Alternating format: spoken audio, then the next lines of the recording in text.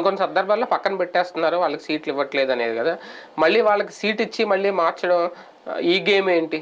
అందుకనే కదా తనకి తిరుపతి ఎంపీ ఇచ్చారు, తను బయటపడిపోయాడు నాకు కాదు ఇదే కావాలని. ముందే పక్కన పెట్టేస్తే అయిపోద్ది కదా, డైరెక్ట్ పక్కన పెట్టేస్తే ఎస్సీకి అన్యాయం చేశారు. ఇప్పుడు ఇది ఎట్లా మాట్లాడతారో అదే మాట్లాడతారు. అంటే తెలుగుదేశంతో టచ్ లో ఉన్నారు ఇప్పుడు, రక్షణ తెలుగుదేశంతో టచ్ లో ఉన్నారు. ఆయనకి ఇవ్వలేదు. అదే ఫస్ట్ అయితే మార్చుతానన్నారుగా, మారుస్తానన్న తర్వాత అతను బయటపడిపోయాడు. బయటపడగానే తీసేశారు.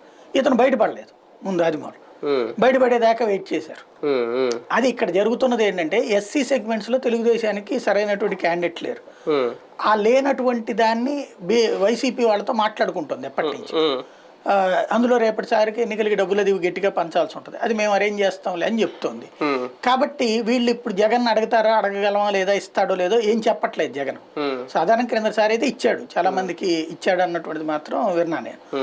ఈ ట్రిప్కి వచ్చేటప్పటికి ఇస్తాడో లేదో ఎవరితో చెప్పట్లేదు కాబట్టి వీళ్ళు ఆ వైపుకి చూస్తున్నారు, వాళ్ళు ఇస్తామని చెప్తున్నారు కాబట్టి.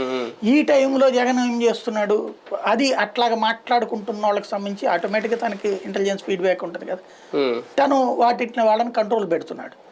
అది ఇప్పుడు ఒక రకంగా అదొక గేమ్ అనమాట. ఎత్తులు పై ఎత్తులు నడుస్తున్నాయి. ఇప్పటి వరకు ఇంకా సిట్టింగ్ ఎమ్మెల్యేలుగా ఉండి సీటు దక్కలేదు అంటే వాళ్ళకి ఫైనల్ లిస్ట్ లో కన్ఫర్మ్ అయినా వాళ్ళకి కూడా ఏమైనా ఎర్త్ ఉంటుంది అని అనుకోవాలా? ఇక్కడ మనకు కనబడుతున్నటువంటి అంశం ఏంటంటే